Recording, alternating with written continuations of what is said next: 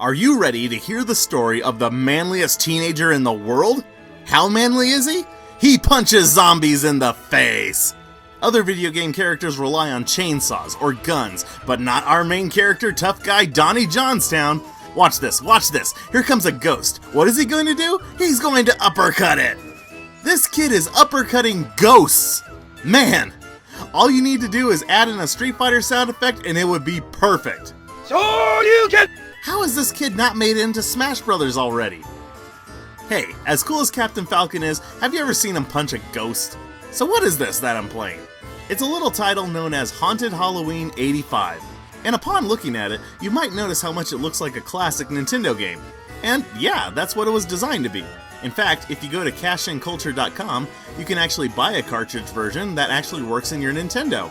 Oh, that's pretty neat.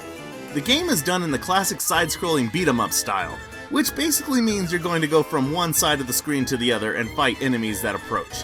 Think River City Ransom or Double Dragon. So the controls are going to be somewhat limited. I mean, after all, it's not like the NES had the most advanced controls, but that's what made it so great. It was simple, which means you could just pick it up and play with no learning curve. I miss those days. I don't need a tutorial box to pop up every 10 seconds. Ah! Sorry, I'm getting off topic. Donnie can jump and punch, but by pressing down and punch, you can perform his uppercut move, which is stronger than his regular punches. And the best way to deal with these bird enemies. Man, have you ever just gone outside and birds dive bomb you, and you're like, Tiger uppercut! But the enemies themselves aren't really that hard to deal with. The zombies and the ghosts can be dealt with just a few hits, and even the boss battles aren't too difficult if you memorize their patterns. Honestly, they challenge you the most when they come at you in numbers. There are lots of times in this game where the ghosts will come at you from multiple different angles, and that's when you have to think on your feet, either to get them all on one side or just jump and outrun them. This is probably best put into practice in the grain silo segment, where you have to jump up the side of this grain mound while fighting off these ghosts. You really don't have anywhere to run, so you either fight or jump to move to the next screen. And if you've been wondering this whole time why Donnie changes skin color, well, that's like your health bar. The more you get hit, the more green you become, until your final hit, which turns you into a neon corpse. So why is all this going on? Well, towards the beginning of the game, Donnie's motivation is just to get to school so he can attend the Halloween dance later that night and go with the girl he has a crush on. But upon arriving at school, he learns that his classmates have been turned into zombies, and his goals change to just getting back home. Which means you get various levels that take place in different areas of the town.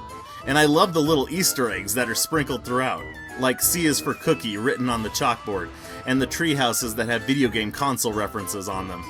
But the part of the game that I love the most is the movie theater in the mall. You fight the ghosts in front of the movie screens, and they even show the iconic "Winners Don't Use Drugs" from various arcade games. But when you get out into the hallway, it's fun to try to guess which posters represent which movies. Like this one right here is Silver Bullet, and this one is Subway. I'm assuming this one is Goonies.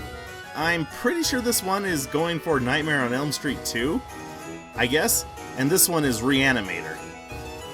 So, all in all, this game was a lot of fun, and I look forward to any chance I get to replay 8-bit style beat-em-ups. If you're a fan of the NES, I think you really enjoyed this one. And of course, all throughout it has the feeling of Halloween, and you can't say no to that.